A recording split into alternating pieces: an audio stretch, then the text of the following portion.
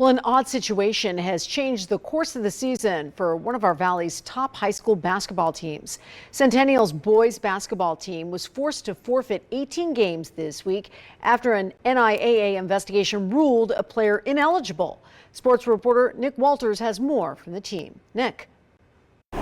Trisha, I've been out here all day and emotions are running high at Centennial because the Bulldogs boys basketball team has lost its #1 ranking after the NIAA's investigation forced the team to forfeit 18 games. We were invited to the team's practice today, where I spoke with head coach Karen Weitz and assistant coach Riki Murakami. They both told me an investigation by the NIAA found a player on the Bulldogs basketball team was ineligible because of zoning issues, causing them to forfeit the 18 games they played on or before January 10th when they beat Coronado.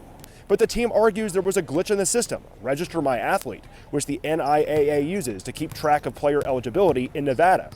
I talked with parents, along with the Centennial coaches, who tell me the player was cleared and eligible to play. They tell me the NIAA is aware of that, but punishing the team anyway. We wouldn't have known, the school wouldn't have had to check, doesn't need to check. We shouldn't have known, couldn't have known, and yet still we're being held responsible for something that is a glitch in the system.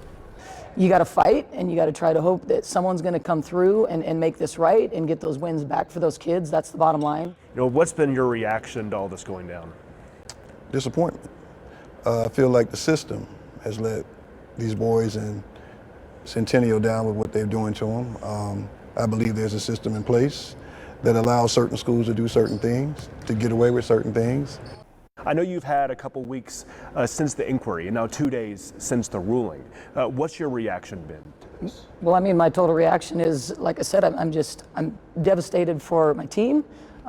It's a sad situation, and the fact there was no way for us to know. The way the process is set up is that we give the athletic office our rosters. Once they tell us they're cleared, they're cleared. So again, administration is taking responsibility, but at the same time, the consequences are all falling on our team.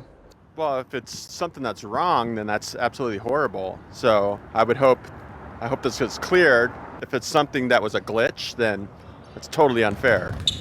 We reached out to the NIAA, who sent us this statement, saying, quote, "The team was informed by our office this week that it would need to forfeit 18 games due to a violation of the Nevada Administrative Code.